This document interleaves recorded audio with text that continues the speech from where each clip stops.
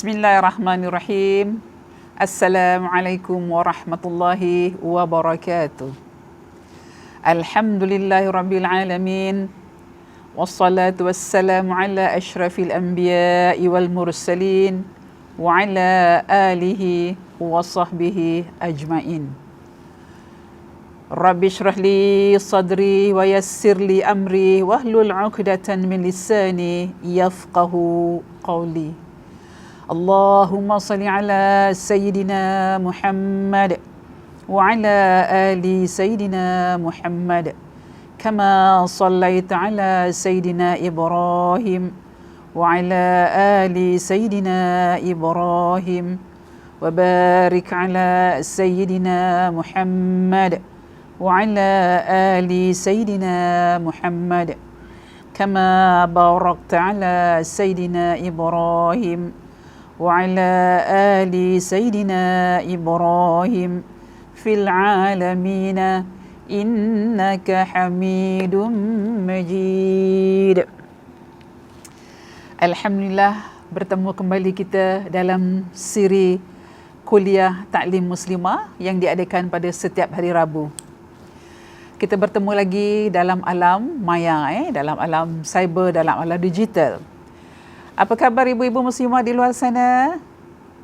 Doa saya sentiasa mengiringi kesejahteraan anda, kebahagiaan anda, kegembiraan anda dalam berkeluarga. Lagi-lagi pasangan ibu muda yang baru berumah tangga, mudah-mudahan dapat melayari bahtera rumah tangga menuju ke destinasi yang diimpikan. Kalau dalam bercinta 10-12 tahun kita mengenal pasangan kita, diharap-harap bila kita berumah tangga 12 tahun tadi boleh menjangkau jadi 24 tahun. 12 tahun dalam perkenalan boleh menjangkau kepada 40 tahun. Ini yang kita harapkan dalam perkahwinan. Kenapa saya sebut dalam perkahwinan? Kenapa saya sebut dalam berumah tangga? Inilah topik kita pada hari ini, ibu-ibu. InsyaAllah saya akan bermulakan kita punya kelas hari ini dengan tajuk bermulanya peranan ibu dan bapa.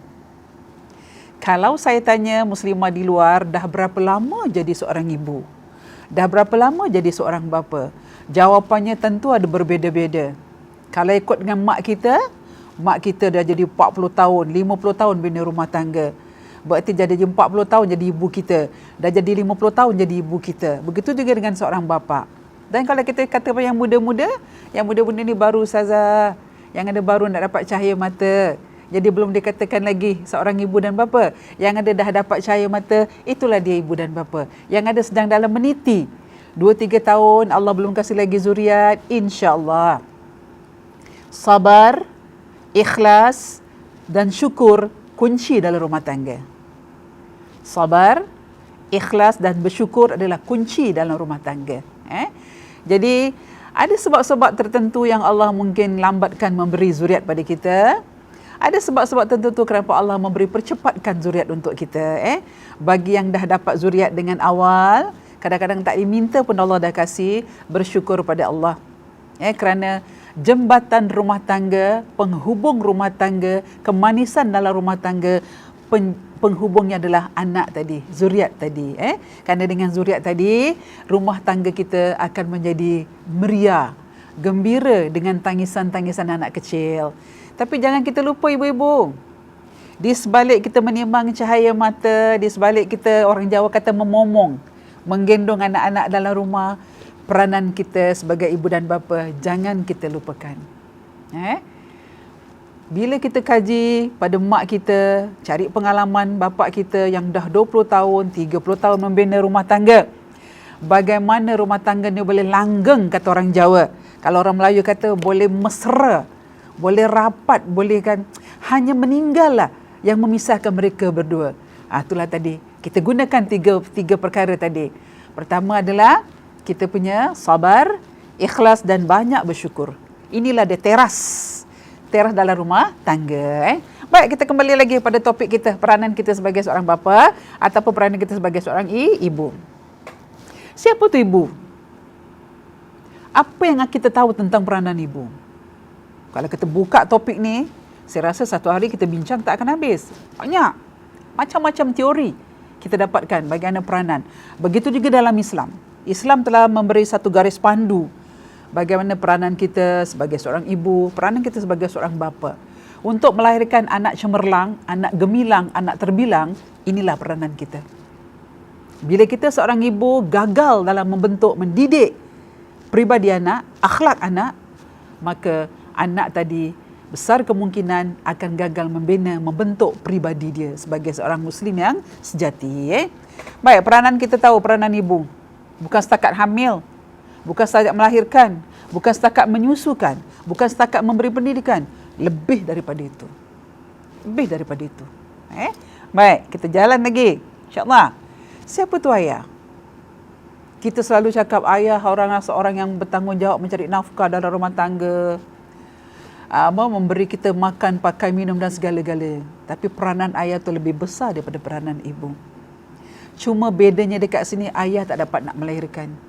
Yang melahirkan adalah seorang ibu. Tapi peranan kedua-duanya, ayah dan ibu, memang amat besar dalam Islam. Baik, kita teruskan lagi. Apa yang kita tahu tentang peranan ibu dan bapa? Apa perbezaan antara peranan ibu dan bapa? Apakah peranan yang dapat kita kongsi atau lakukan bersama? Cinta ni terjalin dari hati. Dari mata turun ke hati. Kalau ikut teori dulu-dululah, zaman-zaman mak kita yang berumah tangga dalam usia, saya rasa 12 tahun, 13 tahun. Semalam saya nak kongsi sikit. Kongsi sikit bab cinta ni. Semalam saya ke Pasar Gilang. Konon-konon nak jalan-jalan cari barang lah. Kepingin nak makan sesuatu kat Pasar Gilang. Maklum, setelah dikasih kebebasan sedikit, dah tak payah ikut number, tak payah ikut ganjil ke genap ke. Jadi saya pun cuba-cubalah pergi ke Pasar Gilang. Dalam saya duduk di tempat makan tu, di tingkat 2, saya bertemu dengan 2 pasangan, suami isteri. Dalam berdua tu saya berbual, dah buka kita punya rumah, dah buka betul-betul, kita buka tanya, khabar Haji, saya mulakan dulu. Khabar Haji, suami saya pun mulakan. Dalam pada berbual, saya tanya, dah berapa lama Haji berumah tangga? 55 tahun. Puan, dia panggil saya Puan. Saya yang sedang makan dengan 55 tadi agak macam, 55 tahun, Bu. Tengok pada peranan seorang suami, bukan peranan, tengok daripada figure dia sebagai seorang suami dan figure sebagai seorang isteri. Memang ketenangan nampak di wajah dia. Anak saya 8, kata dia. Cucu saya 15, cicit dah ada 2. Saya macam Masya Allah aja. Sampai gitu, Bu. Saya selut, Masya Allah aja. Dalam usia yang gini, umurnya baru 67 tahun. 67. Suaminya 77 tahun. Jadi bila saya kaji, saya berbual, saya cerita, kenapa je sampai dah ada cicit je? Masya Allah, ada 2 cicit. Dia kata, saya kahwin muda Ustazah, umur saya 15 tahun saya dah kahwin. Masya Allah, Bu. 15 tahun usia dulu, peranan dia sebagai garis sunti tu dengan didikan akhlak mak bapak beri, memang dah terpatri dalam diri. Sehingga mata nak jeleng kat tingkap dengan bujang-bujang lain takut. Bila kita kat tingkap je, mak akan tanya, tengok siapa tu? Tengok siapa tu? Kita dengan sendiri macam rasa perkataan nak tengok siapa tu, macam satu halilintar datang. Mak kita dah marah. Saya tanya lagi dengan pasangan tadi, apa tips dia Ji, apa dia punya resepi sehingga 55 tahun berumah tangga ni sampai akrab begini? Dek, dia cakap dengan saya, dia panggil saya Dek, panggil suami saya pun Adik. 3 perkara dia cakap dengan saya. Pertama, kita memang sabar tu kena ada. Semua orang, tak kira bangsa, dia cakap. Sabar kena ada. Yang kedua, bertolak ansur. Yang 3, kepercayaan antara satu sama lain. Kalau dalam perkahwinan tak ada kepercayaan, susah Dek, dia cakap. Sentiasa akan timbul curiga, cemburu, ke mana kita pergi, asyik-asyik nak tanya kat mana, dengan siapa, keluar dengan macam-macam. Jadi saya bikin perjanjian dalam rumah tangga, 3 perkara ni pakai. Jadi kita tak ada rahsia, dia cakap dengan saya. Dalam rumah tangga kami tak ada rahsia, kami terbuka, open, kata dia. Asyik ni saya duduk termenung je, baik-baik nak makan habis tu, jadi Masya Allah 55 tahun nak meniti ke situ, saya pun belum tahu lagi dapat atau tidak. Ni satu ilmu yang saya dapat semalam ketika duduk di pasar, duduk sebentar lah, mak sarapan pagi di Pasar Gilang. Masya Allah. Saya tanya Haja, mudah-mudahan Allah berkati. So anak-anak macam mana je? Anak yang tua sekarang dah berumur 56 tahun. Anak yang tua. Apa lagi anak yang bongsu? Semua dah kahwin je, saya tanya dia. Semua dah kahwin, dek dah kahwin dah semua. Sebab tu ada cicit, 2. Berapa besar umur cicit tu?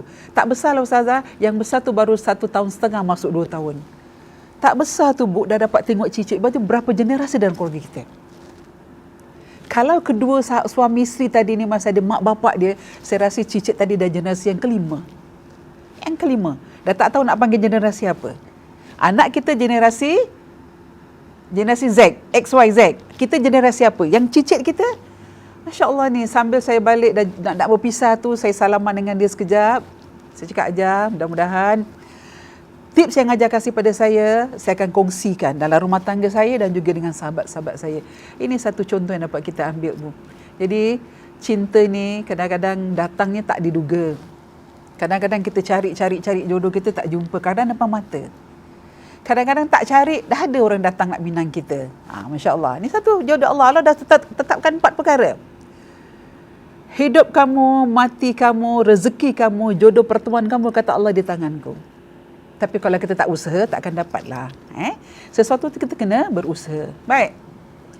Itu kita kasih, apa kata orang, warming up pagi dalam kelas ni. Satu contoh. Jadi saya rasa anda boleh ambil contoh daripada mak bapak anda dekat luar. Bagaimana mereka mentadbir dalam rumah tangga mereka sekian lama. Hanya saya cakap tadi, kematian yang memisahkan mereka. Baik, insyaAllah. Jamaah muslimah yang dirahmati Allah, bermulanya peranan ibu dan bapa. Kita selalu dengar dikatakan, rumahku, syurgaku. Pastinya menjanjikan kedamaian dan kesejahteraan bagi penghuninya. Bagi pasangan dua insan yang baru disatukan, memiliki rumah tangga, idola sentiasa menjadi dambaan dalam kehidupan. Jadi pasangan yang muda yang baru berumah tangga, rumah tangga tu sentiasa jadi idola. Dia akan cakap, saya nak bina rumah tangga saya dengan baik Ustazah, macam mana bapak saya bina rumah tangga sekian lama, dapat bertahan walaupun badai melanda, walaupun tsunami melanda. Yang saya dapat ambil contoh Bu, ibu-ibu kita ni zaman-zaman dulu ni, bila dia bergaduh suami isteri, dia tak tunjuk depan anak-anak dia. Itu yang saya tabik spring kan. Kita tak nampak pun, jaranglah kita nampak mak-mak kita bergaduh dengan bapak kita depan anak kita. Tak kira lah dari segi ekonominya, dari segi gajinya ke, dari segi makanannya ke, dari segi anak-anak yang ramai ke. Jarang kita nampak. Nanti kadang-kadang bila kita dapat tahu tu, 2-3 hari, baru kita dapat tahu yang mak kita ni tadi ada tengah krisis sedikit dengan bapak kita. Tapi kalau rumah tangga sekarang yang muda-muda, Masya Allah, bukan saya nak pertikaikan, bukan saya nak membeda-bedakan. Sebab tu bila kita belajar, kita kena ada ilmu. Dalam rumah tangga kena ada ilmu. Tak ada ilmu, kita tak dapat nak peranankan diri kita sebagai seorang ibu dan juga bapa yang misali di mata anak-anak. Baik, seterusnya. Islam sendiri telah memberikan garis pandu yang paling bermutu ke arah pembentukan suasana keluarga dan rumah tangga. Penerapan nilai-nilai murni keislaman adalah perlu bagi setiap anggota keluarga. Kalau kita kembali kepada Islam, Bu, dalam Al-Quran banyak membincangkan pasal kisah-kisah dalam rumah tangga. Peranan kita sebagai seorang ibu, peranan kita sebagai seorang bapa, peranan kita sebagai seorang ibu kepada anak-anak, isteri, suami, mak, bapa, semua ada dalam Al-Quran. Jadi kita jangan lupakan penerapan. Dari segi keislaman kita kena ambil kerana itu akan membawa kita kepada kesejahteraan. Keluarga yang, rumah tangga yang bahagia, yang berteraskan mawaddah, warahmah, sakinah. Itu yang boleh kita pegang. Kemudian, seterusnya, pelaksanaan peraturan Islam pula hendaklah sentiasa diterima pakai dalam pelaksanaan kehidupan seharian. Gaya hidup dan amalan Rasulullah sallallahu alaihi wasallam dijadikan panduan serta pegangan meniti arus kehidupan yang penuh dengan cabaran. Kalau kita telusuri sejarah Rasulullah, bagaimana Rasulullah keagrapannya dengan kanak-kanak, dengan cucu beliau sendiri, dengan anak-anak beliau sendiri, dengan menantu beliau sendiri. Rasulullah sangat sayang pada kanak-kanak. Sangat santun, memberi, mendahulukan anak-anak. Ini yang kita nampak dalam sejarah. Bagaimana kalau Rasulullah duduk bergurau dengan kanak-kanak, Rasulullah tak pernah nak blame ataupun nak jatuhkan maruah anak-anak walaupun dia kecil. Tapi Rasulullah ada cara bagaimana nak mengatasi, nak bergaul dengan anak-anak tadi. Begitulah dengan kita, dengan peranan kita sebagai ibu dan bapa dalam rumah dengan anak-anak kita. Jangan ada stereotip, jangan ada perbezaan antara anak 1, 2 dan 3.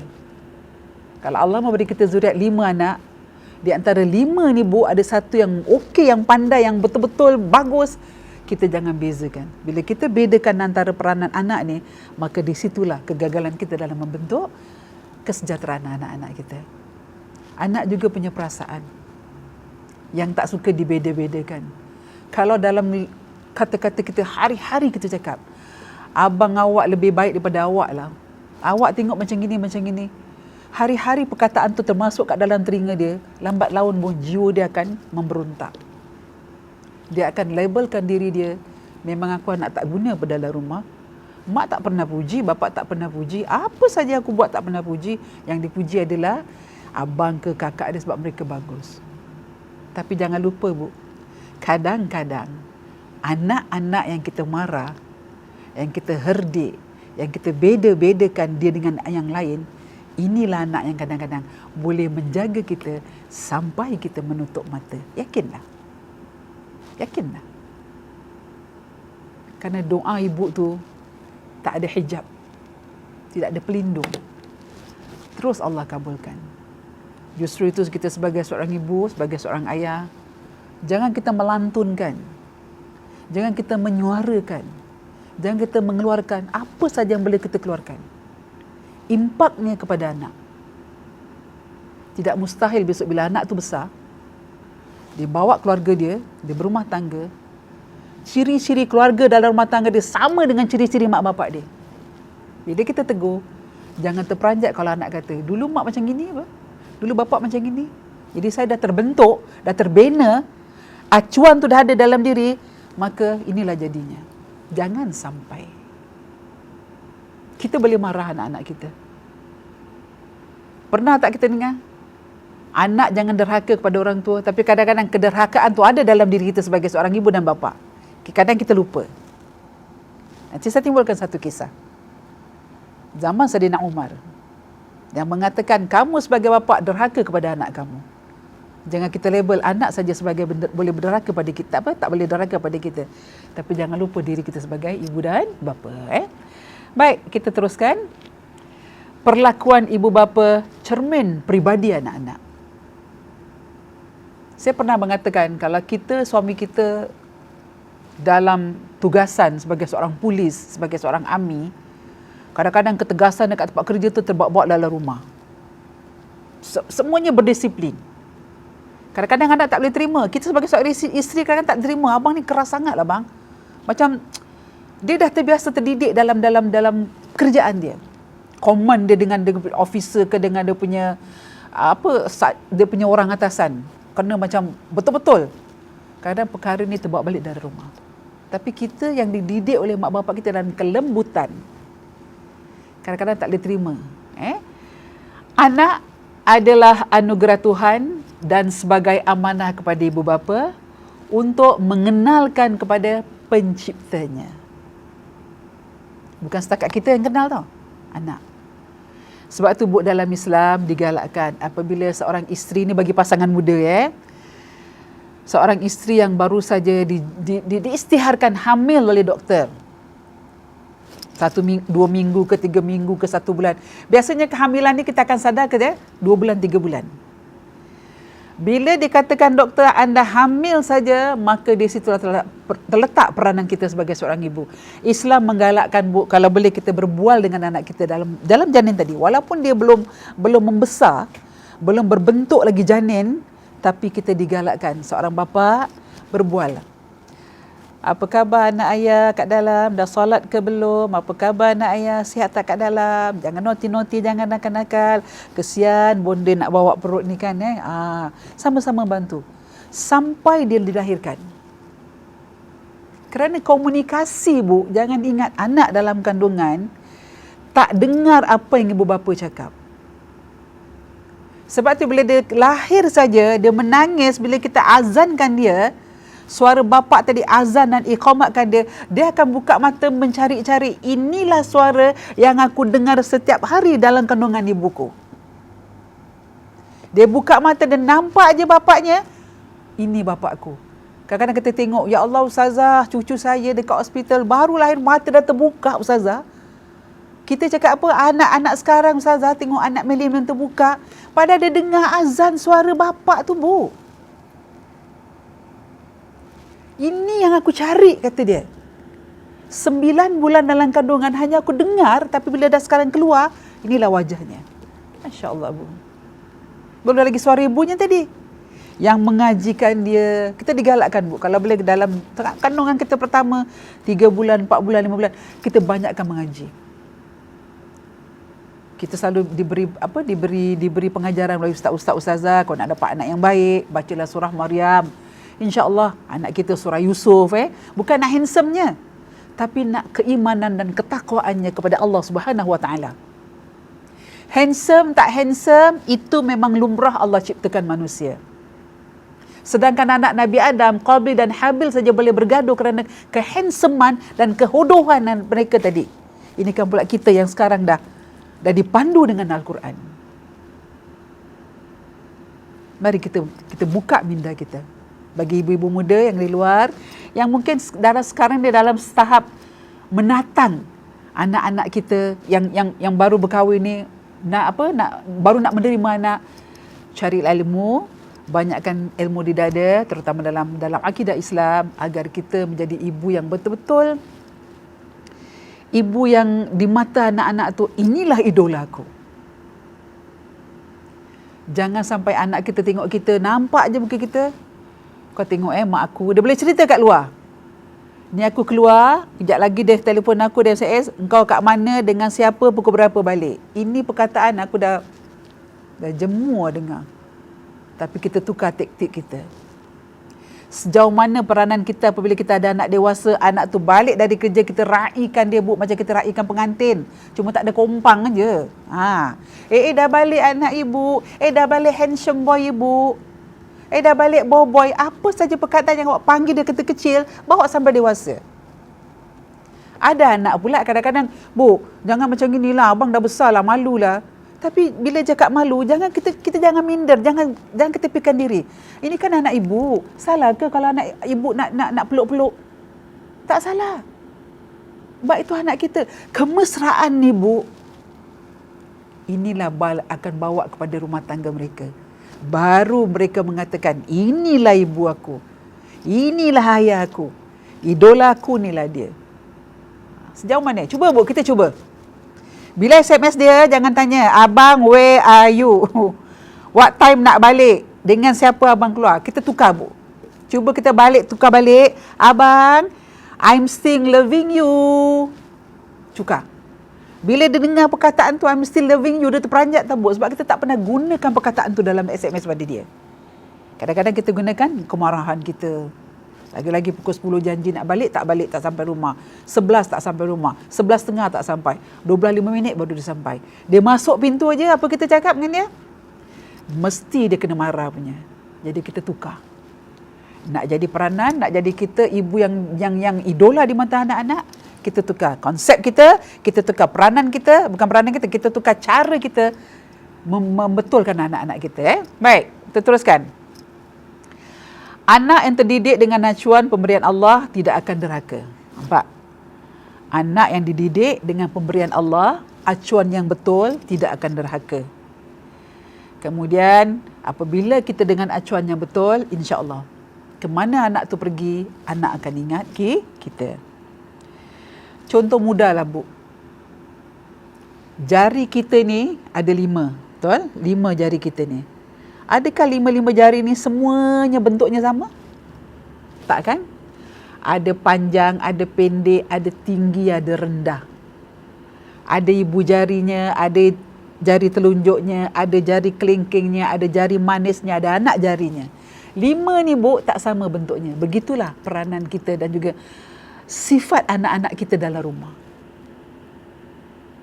Jadi untuk melestarikannya, maka kita kena jadi ibu yang betul-betul mengikut landasan Islam. Baik, kita teruskan lagi.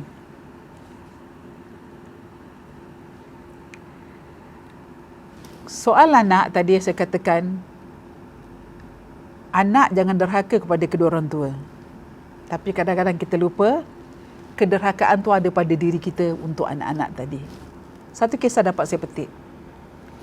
Kisah yang berlaku pada zaman Khalifah Umar Al-Khattab menunjukkan besarnya peranan pendidikan anak. Riwayat masyhur bermula apabila seorang lelaki mengadukan hal anaknya yang derhaka. Lalu Umar memanggil anak lelaki itu dan memarahinya kerana derhaka kepada bapanya serta lupa kepada hak bapanya. Ni Umar belum tahu kisah ni. Bapaknya mengadu, kita tak tahu apa yang diadukan dengan Sayyidina Umar. Mungkin mengadu yang baik. So dalam pengaduan tu dia ceritalah begini. Kemudian anak tu menjawab, "Wahai Amirul Mukminin, tidakkah anak mempunyai hak ke atas bapanya?" Betul? Umar menjawab, "Ya." Dia bertanya lagi, "Apakah ia, wahai Amirul Mukminin?" Jawab Umar, "Memilih ibunya, memberikan nama yang baik dan mengajarnya dengan Alkitab." Anak itu berkata, "Wahai Amirul Mukminin, sesungguhnya bapaku tidak pernah melakukan satu pun perkara itu." Bapa tak pernah melakukan satu perkara itu. Maksudnya, bapa tak beri nama yang baik. Nama aku aja nama yang tak baik dikasih oleh bapa aku. Kemudian, dia dahulunya seorang hamba berkulit hitam. Aku ni diberi nama, kalau dalam bahasa Melayu, kumbang, yang biasanya warna hitam. Nama aku ni kalau ikut bahasa Melayu, bahasa Arab tu bahasa Melayu, aku ni yang seekor kumbang. Dia juga tak pernah mengajar aku walaupun satu huruf daripada Al-Quran. Tak pernah mengajar, Bu. Tak pernah mendidik pun. Kemudian Umar bertanya lagi. Umar lantas bertanya kepada bapa si anak tadi, "Kamu datang mengadu kederhakaan anakmu, walhal kamulah yang telah menderhakainya. Kamulah yang telah berlaku jahat sebelum dia berlaku demikian terhadapmu." Begitulah Sayyidina Umar meletakkan kesalahan si bapa lantaran kecuaiannya dalam mendidik anaknya. Kalau anak tadi berkata hanya mak saja yang berperanan tapi bapa tak melakukannya, bapa aku tak mengajarkan aku walaupun sehuruf dalam Al-Quran, bapa aku tak beri nama yang baik pada diriku, bapa aku tak ada kasih sayang pada aku, macam mana kita nak hormat orang tua macam ini? Jadi ini Sayyidina Umar kata, kederhakaan bapa kepada seorang anak. Jadi kita jangan sampai berlaku, Ibu. Sebab tu dalam Islam, saya menghimbau pada anak-anak muda yang baru berumah tangga, kalau ada anak, saya pernah kasihkan pada kelas-kelas yang lalu, pilihlah nama anak-anak yang baik mengikut dalam Islam.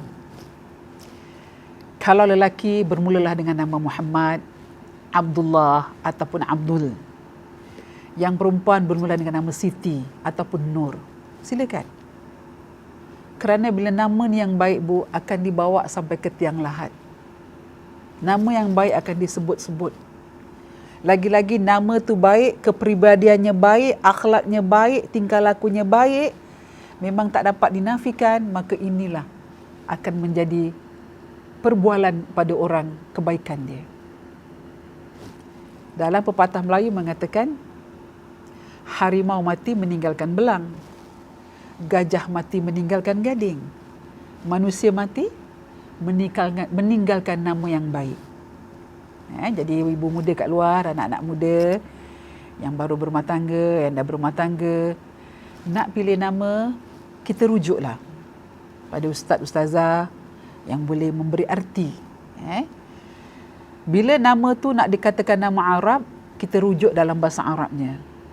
Antara A dengan Alif dengan Ain tu banyak dia punya maknanya. Tersilap sebut, tersilap ejaan, maka maknanya akan lari. Kalau anda ada nama yang bagus, ragu-ragu, jumpa ustaz atau ustazah, minta panduan. Ustaz, ustazah, saya ada nama macam ni, apa maknanya dalam Melayu? Ini namanya dalam dalam Islam, ini namanya dalam bahasa Arab. Dalam Islam apa ustazah, ustaz? Kalau nama tu cocok, bagus buat anak tadi, silakan pakai. Kalau tak bagus, kalau kata ustaz, sebaik-baiknya kita ubah nama ni, ambil ubah yang nama lain, kita terima. Saya berapa banyak sepanjang bekerja di rumah, adalah nenek-nenek yang dapat cucu pertama ni. Tak kira lelaki, tak kira perempuan. Dia telefon saya ataupun dia WhatsApp saya, ustazah, buat dapat cucu lelaki. Ustazah tolong kasihkan nama. Saya cakap, Bu, saya minta maaf. Dalam bab nama ni, saya orang lama-lama. Nanti kalau lelaki saya kasih nama Dola, orang tak nak. Dola tau. Bidin pun orang tak nak. Nanti yang perempuan saya kasih nama Combi pun orang tak nak. Nama bunga orang tak nak. Sebab apa sekarang dah zaman-zaman begini. Anak-anak punya nama memang kalau bunyi kat mulut tu beletak-beletup. Kadang-kadang nenek pun lupa nak sebut nama. Apa nama cucu saya ustazah? Ada 4 nama lah ustazah. Baru belakang binti bapaknya. Penghabisan, panggil kat rumah, Boboy. Penghabisan panggil kat rumah, Gegel. Penghabisan panggil kat rumah, panggil Pearl. Benda tu panjang. Jadi bila kita nak sebut susah, apalagi nanti qadhi nak menikahkan. Nak panjang lebar. Jadi saya cakap dengan ibu tadi, saya minta maaf Bu. Ibu rujuk pada menantu ibu, pada anak ibu, kerana mereka tu lah mak bapak mereka. Mak bapak bayi yang baru dilahirkan. Mak bapak ni kasih nama yang baik. Kalau dah nama tu, kalau memang nama tu okey, ibu rujuk dengan saya. Ustazah, nama menantu saya kasih nama anaknya gini-gini. Okey, kalau saya kata okey, okey lah. Tapi jangan minta pendapat saya je Bu. Kita rujuk pada ustaz yang lain. Kerana nama ni penting Bu. Kalau dalam lagu, apalah hati sebuah nama. Kalau kita tak ada nama, orang panggil kita oi, oi, kita marah. Sedang kita ada nama ni, kalau kawan kita panggil oi, oi, kita punya mata boleh terkeluar. Itu pentingnya sebuah nama. Kerana nama tu identiti kita. Saya sambil gurau lah dengan Mak Ji tadi. Kalau perempuan saya kasih nama, saya kasih nama bunga boleh? Bunga apa ustazah? Bunga melor boleh? Ataupun bunga kiambang? Tak laku nama tu buat sekarang. Jadi, rujuklah pada yang muda-muda, ustazah galakkan dapat anak. Jangan kalang kabut. Sekarang bila kita kat government, anak dalam umur 7 hari ke sehingga 14 hari saya rasa, dalam masa proses nak memberi dia surat sijil kelahiran tu, kita di standbykan untuk sediakan nama. Dan diberi pilihan lagi, atas pakai nama ejaan Melayu, bawah pakai nama ejaan Jawi. Kita rujuk. Mudah-mudahan dengan nama tadi yang kita beri, sejuk anak ni dan akhlaknya mencerminkan anak-anak Islam yang baik, yang boleh memberi peranan ataupun tingkah laku yang baik kepada orang-orang lain dengan nama tadi. Nama jangan berat-berat. Kalau berat-berat nanti anaknya macam nak dipanggil tu susah. Nanti dia macam kebingungan, nama siapa ini? Jadi itu pesanan saya. Bukan nasihat pesanan. Jadi kita rujuk balik kepada yang pakar-pakar dalam bahasa Arab agar nama tadi cantik dipakai, dan apabila kita menutup mata, Allah memanggil kita dekat Yaumul Qiyamah dengan panggilan yang cantik dan penuh dengan maknanya. Baik, kita teruskan lagi. Jamaah yang dirahmati Allah, fitrah insaniah merupakan potensi dasar yang melekat pada diri manusia yang dibawa sejak lahir. Potensi. Anak tu ada bakat, kita ada bakat. Kita tak nampak bakatnya waktu bila. Bila tanya nanti umur 2 tahun, 3 tahun, anak tu pandai cakap aja, kita akan tanya, dah besar nak jadi apa? Apa anak tu jawab? Jadi 2 Bu. Nak jadi polis, 1. Nak jadi cikgu, 2. Nanti tambah lagi, nak jadi askar, nak jadi soldier, kerana main tembak-tembak. Jawapan anak kecil. Ketika itu berusia 2-3 tahun. Tapi bila dewasa, dah banyak perkembangan dalam sekeliling, dia punya influence dia pengaruh dia banyak dengan sekolahnya, dengan bila dah besar nanti pergi dekat JC-nya, dekat universiti, corak pemikirannya dah berubah. Bila tanya, bang nak jadi apa? I want to be engineer. I want to be a doctor. Dia pun jawab. Kata polis, Tu polis zaman kecil-kecil. Tak sama, Bu. Zaman kita dulu boleh. Nak topi koboi, nak kuda, nak tembak. Tapi sekarang dah tak ada lagi, Bu. Anak cucu-cucu kita sekarang ni yang milenial, ibu tanyalah dengan dia. Abang-abang, kita bagi cucu kita mesra kan? Abang dah besar nak jadi apa? Nenek nak tahulah. Oh, abang nak jadi engineer. Sekali bunyi, Bu, yang tak terfikir mak kita dulu lahirkan kita. Kita pun tak terbunyi engineer. Apa tu engineer? Tapi anak sekarang, kerana keliling dia diikuti dengan benda-benda yang sangat berkembang. Ni, perubahan. Baik, kita teruskan. Fitrah merupakan garis yang tiada putus dari generasi ke generasi. Bahkan semua ibu bapa membawa fitrah ni. Jadi bila fitrah kita fitrah yang baik, kita bawalah kebaikan dalam rumah tangga kita. Setiap ibu bapa dapat memahami akan hakikat fitrah yang ia miliki.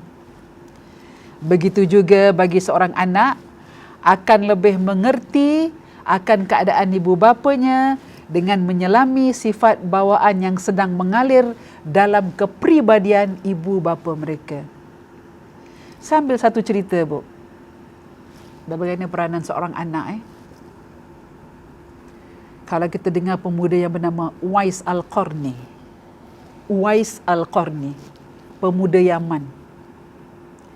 Yang lahir ketika itu zaman Rasulullah. Dia menjaga seorang ibu yang buta.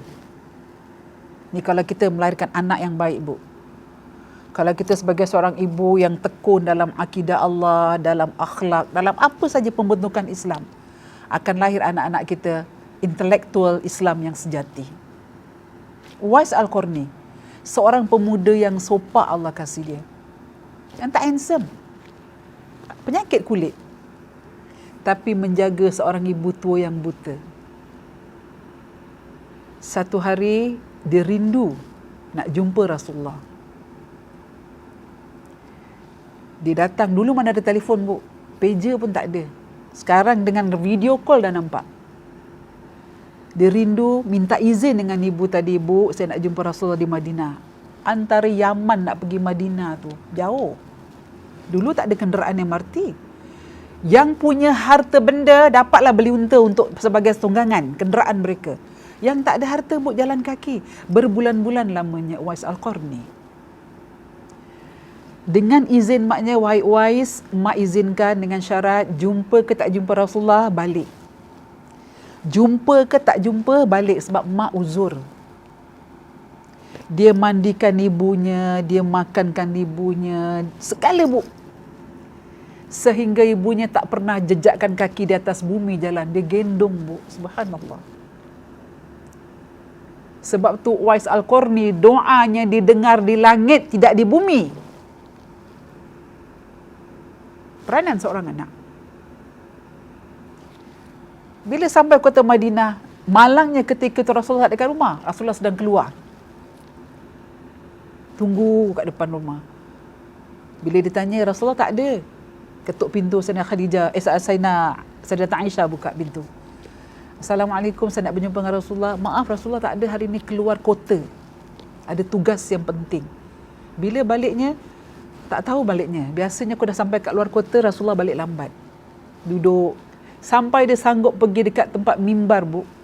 Tempat Rasulullah mengajar. Dia duduk kat depan tu, dia renung. Ya Allah, sampaikan hajat aku. Aku nak jumpa Rasulullah. Daripada jauh datang sampai Rasulullah tak ada. Tapi aku dah tengok dekat tempat dia mengajar tu. Macam kita lah duduk macam ni, macam dewan. Syukur ya Allah. Aku tahu Rasulullah rasa aku datang. Sampai begitu hati dia, Bu. Cinta dia dengan Rasulullah. Cinta dia dengan ibunya. Sampai sanggup tinggalkan orang tua, cari Rasulullah. Bila dah tak jumpa, balik. Ingat pesan ibunya. Jumpa Rasulullah ke tak jumpa Rasulullah, balik anakku kerana mak tak sihat. Dia balik, Bu. Dengan keadaan, saya rasa kalau kita nak pergi rumah orang-orang tak dekat rumah, contohlah hari raya, Bu, hari raya. Nak pergi rumah saudara mara tak dekat rumah, hari raya, maklum semua orang pergi berhari raya kan. Tak ada kat rumah, kita punya marah agaknya pada hari tu, pangkar. Ambil paper, pangkar. Tadi saya dah datang, taruh pula kat depan pintu, tampal. Tadi saya dah datang, awak tak ada, besok tak datang lagi. Dah, dah skip lah. Sebab kita banyak tempat nak pergi. Marah kan? Itu dalam Singapura je bu, Tampines pergi Bedok, Bedok pergi Woodland, Woodland pergi Jurong. Ini daripada kota Yaman pergi Madinah berapa jauh bu, kilometer. Tapi balik dengan hati yang sabar, ya Allah. Siapa boleh bikin bu? Masih ada pemuda macam tu. Ketakwaan dia, kesabaran dia. Balik. Bila Rasulullah pulang ke rumah, Rasulullah dah dapat berita. Terlebih dahulu dah dapat berita. Telah datang seorang pemuda bernama Sipulan bin Sipulan. Datang cari kamu ya Rasulullah. Nabi dah tahu pemuda ni siapa. Seorang yang berhati mulia, yang jaga ibu yang buta. Masya Allah bu. Sehingga ibunya nak pergi haji, Uwais Al-Qarni sanggup beli seekor anak kambing daripada kecil yang umurnya hari tu. Dia membesar. Dia timbangkan badan dia timbangkan keberatan kambing tadi, bagaimana nak bawa mak dia pergi ke Mekah. Sampai kambing tu besar, dia rasa agak-agak inilah keberatan mak dia, berapa kilo ni yang dia boleh bawa mak dia sampai ke kota Mekah. Masya Allah bu. Ini anak yang saya kata potensi dalam keislaman, potensi akhlaknya yang dididik oleh ibunya dalam didikan Islam. Untuk pendekkan cerita, akhirnya Al-Qarni balik, mak dia tanya jumpa nak? Tak jumpa mak, tak apalah kata dia. Kata mak dia tak apa, insya-Allah. Rasulullah dah tahu. Sebab dia seorang rasul. Hati dan Nabi sentiasa dapat Allah kasih tahu. Maka apabila Rasulullah balik, dikhabarkan pada isterinya, Sayyidatina Aisyah, ya Rasulullah, telah datang seorang pemuda. Maka Nabi bertanya, wahai Aisyah, tahu tak kamu siapa tu? Aku tak tahu ya Rasulullah. Maka Nabi ceritakan. Inilah pemuda yang doanya tidak didengar di dunia, tapi Allah buka di langit. Maka Allah perintahkan sahabat-sahabat Nabi, kalau kamu datang ke kota Yaman, carilah pemuda Uwais Al-Qarni, minta doa daripadanya, kerana doanya makbul di langit. Masya Allah bu. Orang hina dia dengan penyakit yang sopak. Sahabat datang, jumpa. Sahabat bertanya kat kampung tu, siapa kenal Uwais Al-Qarni? Mereka tunjukkan. Ketika sahabat jumpa, dia sedang memberi makan ibunya yang sedang buta. Dengan kerendahan hati bu. Sahabat bertanya, kamu Uwais Al-Qarni? Iya. Aku diberi khabar dari Rasulullah bahawa doa kamu didengar di langit. Iya ke? Dia merendahkan diri. Aku hanya hamba biasa, wahai sahabat. Orang biasa yang tak ada apa dibandingkan dengan kamu. Yang mungkin Amirul Mukminin ketika itu. Aku hanya orang biasa. Tak mungkin doa aku Allah dengar dekat langit. Tapi Nabi dah berjanji. Nabi dah memberikan. Maka kata Nabi, datanglah kamu ke kota Yaman, cari nama Uwais Al-Qarni, minta doa. Maka doakanlah aku, wahai Uwais Al-Qarni. Dengan kuasa Allah bu. Sakit Al-Qarni selalu minta pada Allah. Wahai Allah, jika kau sembuhkan penyakit aku, jangan kau ambil semua. Tinggalkan sedikit.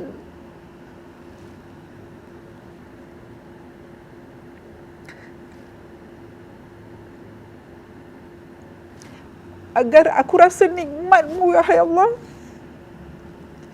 Jangan kau ambil semua penyakitku. Tinggalkan sedikit agar aku rasa nikmat-nikmat-Mu yang kau berikan pada aku sebagai seorang hamba. Ini doa dia bu. Doa anak yang soleh. Belum lagi dia membantu ibu dia. Sebab tu kata Allah berjanji, doa Uwais Al-Qarni tak didengar di bumi, tapi didengar di langit. Mampukah kita sebagai seorang ibu berperanan seperti ini? Dan mampukah anak kita membawa doa-doa ni bila kita meninggal bu? Satu contoh saya ambil. Penutup cerita, Al-Qarni meninggal. Masya Allah bu. Bidadari-bidadari menyambut kedatangan di syurga. Ini yang kita inginkan. Bukan setelah kita melahirkan anak kita, kita memberi dia pendidikan, memberi dia pelajaran, makan minumnya kita siapkan. Tapi doa anak yang soleh bu. Terputusnya amalan anak Adam, kata Rasulullah, meninggalkan 3 perkara. Pertama, sedekah jariah. Kedua, ilmu yang kita miliki. Yang ketiga, doa anak yang soleh dan solehah. Kita nak macam ni. Ya, kalau kita sebagai ibu dah mampu berperanan sebagai ibu bapa yang misali dalam Islam, yakin bu, anak-anak kita tak akan hantar kita ke rumah orang tua-tua. Anak-anak kita tak akan abaikan kita begitu saja. Anak-anak kita tak akan tengking herdik kita. Dan anak-anak kita tak akan usir kita dari rumah. Kerana apa? Setiap ajaran Islam dah terpasak, dah terbina, dah terpatri dalam diri dia. So, bila kita nak anak kita yang baik, kita kena tunjukkan kebaikan tu pada dia. Jangan kita perintah pada anak tapi kita lalaikan. Kita tak buat. Sama-sama. Contoh kita ambil dalam solat, kita berjamaah. Bawa anak-anak kita. Saya harap cerita Uwais Al-Qarni ni menjadi satu tatapan, menjadi satu iktibar untuk anak-anak kita akan datang. Kita, generasi kita akan menutup mata meninggalkan dunia. Tak lama lagi. Entah besok, entah lusa. Apakah bekalan kita sebagai seorang ibu, peranan kita sebagai seorang ibu bapa, nak meninggalkan kebaikan-kebaikan pada anak kita. Nabi Ibrahim sentiasa berdoa pada Allah, wahai Allah, jadikan anak keturunanku anak yang soleh, yang sentiasa beribadah kepadamu, ya Allah. Satu solat tunduk padamu, wahai Allah. Ini kan kita, Bu. Saya cukup terkesan dengan cerita Al-Qarni. Sebab tu dalam kita beri pendidikan, jangan ada perbezaan, jangan kita bedakan satu sama lain. Kita ibu yang mencorak. Syair Islam mengatakan, ibu itu adalah madrasah. Ibu itu adalah universiti. Ibu itu adalah institusi bagi perkembangan anak-anak. Kalau ibu tadi, dalam syair tadi mengatakan ibu itu sekolah, sekolah itu adalah mendidik anak-anak dengan baik. Kalau dikatakan dalam syair tadi ibu itu sebagai sebuah universiti yang melahirkan intelektual dalam Islam, kejayaan dalam dunia, kejayaan dalam akhirat. Dua-dua anak-anak kita berjaya. Berjaya ilmu dunia, berjaya ilmu akhirat. Bagi anak-anak pula, nanti insya-Allah kita sambung lagi pada bab anak-anak kita. Bagi anak-anak yang berjaya, ingat, kejayaan anak-anak berjaya adalah doa daripada ayah dan ibu. Tanpa doa ayah dan ibu, memang kita berusaha. Tapi dalam diam, kita sebagai seorang ibu sentiasa doakan pada untuk anak kita. Seandainya seorang ibu atau bapa mengabaikan tanggungjawabnya, maka akan punahlah impian seorang anak. Kita kadang-kadang, Bu, tengok anak kita, contoh kasih contoh.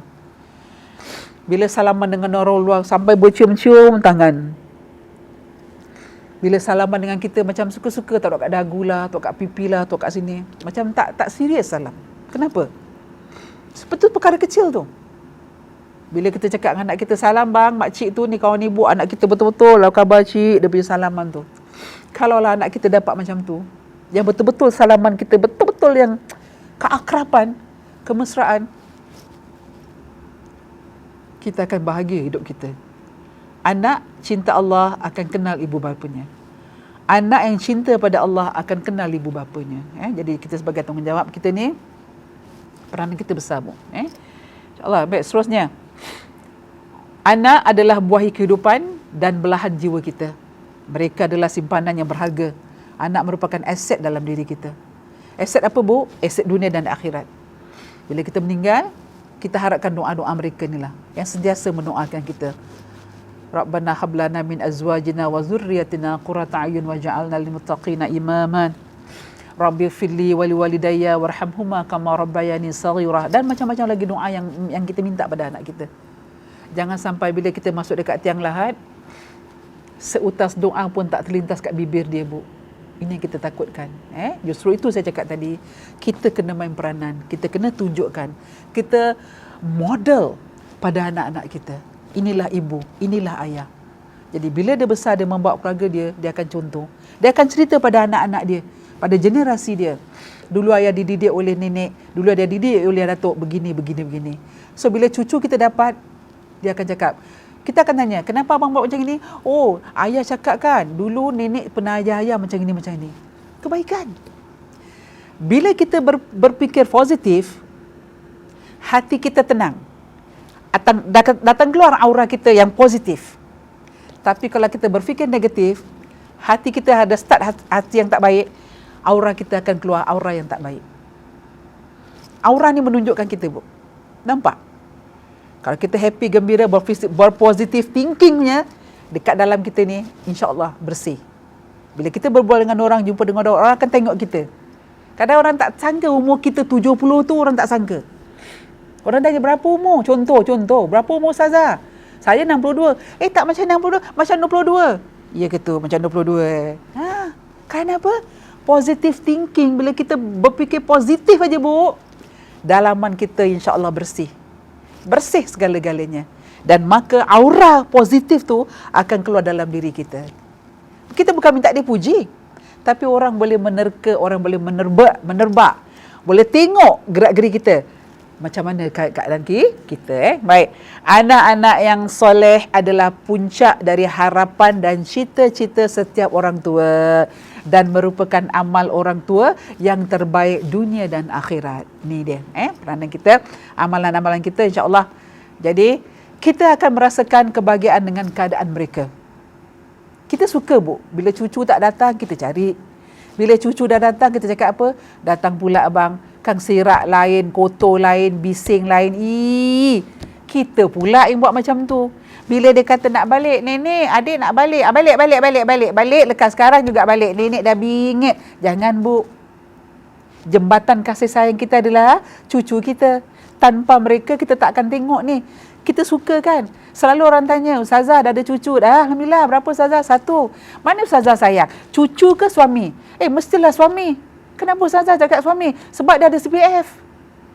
Kalau saya sayang lebih-lebih dengan cucu, suami saya tolak, tak dapat CPF, Bu. Saya nak kena kejar CPF. Gurau je, Bu. Dua-dua saya sayang. Saya tatang, saya timang. Tapi apa pun yang berlaku, ingat, ini adalah suami. Anak kita, cucu kita, dia dah ada mak bapak dia. Mak bapak dia manage rumah tangga dia, mak bapak dia yang kelolakan dia. Kita hanya memberi kasih sayang. Bila dia datang, dari jauh kita pantau. Agak-agak nak rebah, jangan kita rebahkan dia. Jadi penyokong. Naikkan dia balik. Oh, anakku ini salah. Menantuku, anak menantuku ni salah. Sebenarnya gini. Jangan kita tengok kita tak suka, Bu.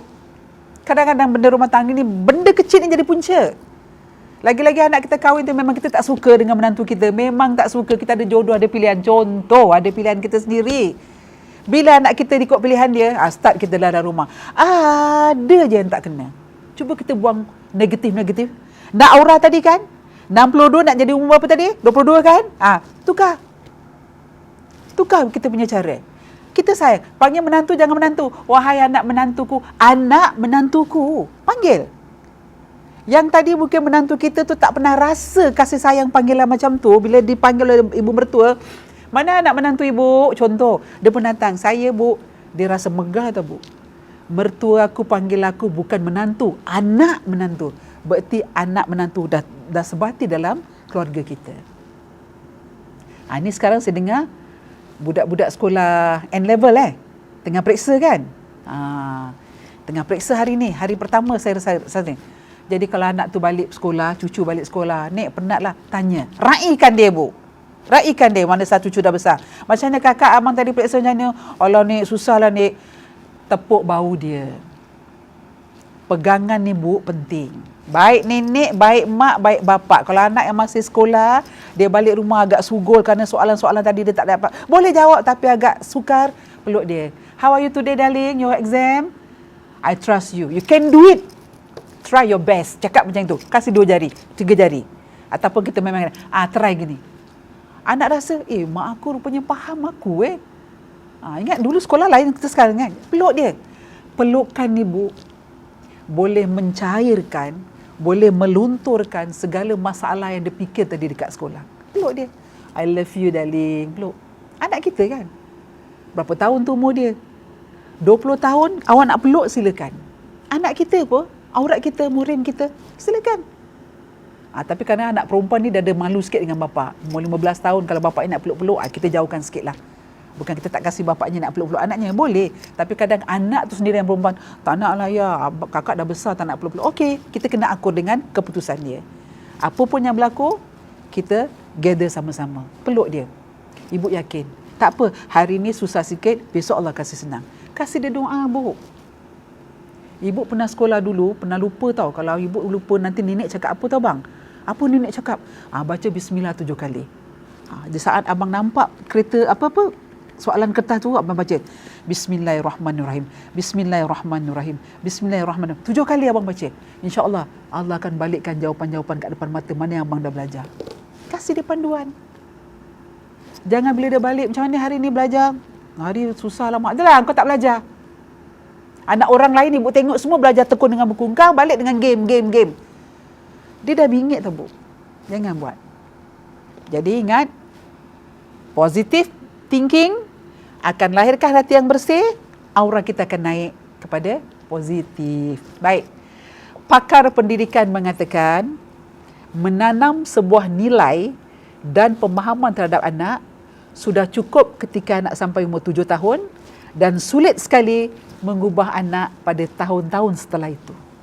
Waktu dalam Islam, kita kenalkan anak kita, umur 7 tahun, start dimulakan solat. Bukan perfect doa sembahyang subuh, kena doa iftitah. Anak tak hafal, umur 7 tahun. Tapi kata Rasulullah, dari batas 7 tahun nak ke 10 tahun, di tengah-tengah tu ada masa yang lapang 3 tahun, 8, 9, 10, di tengah itulah peranan kita memberi yang terbaik untuk dia. Kalau dia kata, abang tak hafal surah-surah ni, kita didik dia, kita ajar dia.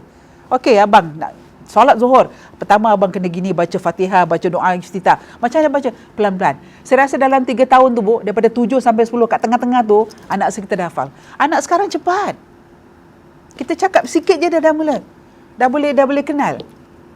Dah boleh dapat faham apa kita cakap, apa kita ajarkan. Jadi jangan kita sia-siakan daripada 7 ke 10 tahun, yang tengah-tengah tu kita pupuk dengan baik. InsyaAllah. Bila dia masuk umur 10 tahun, awak tak payah paksa-paksa dia. Dengan sendiri awak cakap, abang dah solat? Yes, bos. Abang pergi solat. Dia bangun. Dia terus pergi. Awak perhatikan tengok sembahyang. Nanti dia akan sembahyang ikut macam kita. Tapi kalau dia kata, ya, sembahyang subuh abang tak tahu baca doa kunut. Kenapa tak tahu? Kita pula dengan mata berat. Kena baca, wajib baca. 7 tahun nak hafal, Allahumma hdini fiman hadait. Kita ni buat dah umur 60, kadang-kadang lupa.